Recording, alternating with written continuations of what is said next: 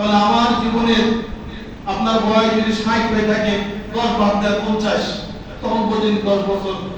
এরপরে যে আপনার 50টি রবিউল আউয়াল মাস চলে গিয়েছে, 50টি রবিউল আউয়াল মাস চলে গিয়েছে। কত আলোচনা, কত সিরাত, কত আপনার কি বলে মাহফিল আমরা শুনেছি, কিন্তু আদর্শ কতটুকু আনতে পেরেছি?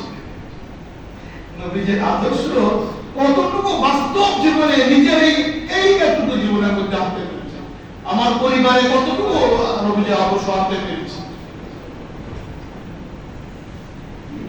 রাসূল করিম সাল্লাল্লাহু আলাইহি সাল্লামের এই সিরাত মাহফিলে, এই আগামী কালকে বিভিন্ন জায়গায় সিরাত মাহফিল হবে, কোথাও জিলাপি দিয়ে, কোথাও বিরিয়ানি দিয়ে। এখন ধরেন ওই মসজিদে জিলাপি, ওই মসজিদে বিরিয়ানি, দেখবেন যে মসজিদে বিরিয়ানি সেই মসজিদে লোক বেশি। তাহলে তো মহব্বতের বিরিয়ানি, মহব্বতের রাসূল না, তো এটা ভালোবাসার বিরিয়ানি, ভালোবাসার রাসূল না। আপনি বিরিয়ানির খাতিরে ওই মসজিদে গিয়েছেন, রাসূলের খাতিরে না।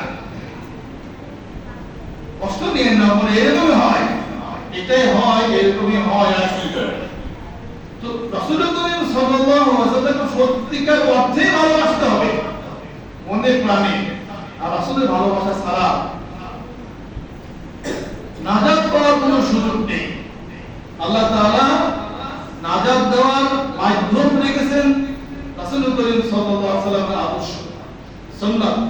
আমরা যে কোনো কাজ করি না কেন, সেখানে নবীজির আদর্শ আপনাকে ফলো করতে হবে, বলে না।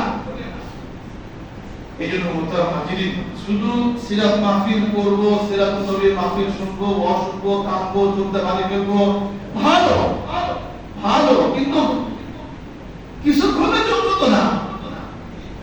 আপনার সারা জীবনের জন্য, সারা জীবনে সর্বক্ষেত্রে, সর্ব অবস্থাতে নবীজিকে সাথে রাখতে হবে। শুধু ওই যে কি বলে মিষ্টি খাওয়া সুন্নত, লাউ খাওয়া সুন্নত, এই মিষ্টি আর লাউ সুন্নত আছে, আলহামদুলিল্লাহ ভালো করে, আরো তো সুন্নত আছে।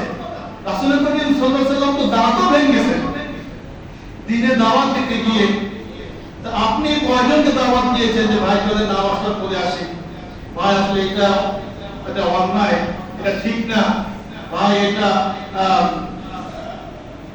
ভালো পথ না, এটা ভুল পথ।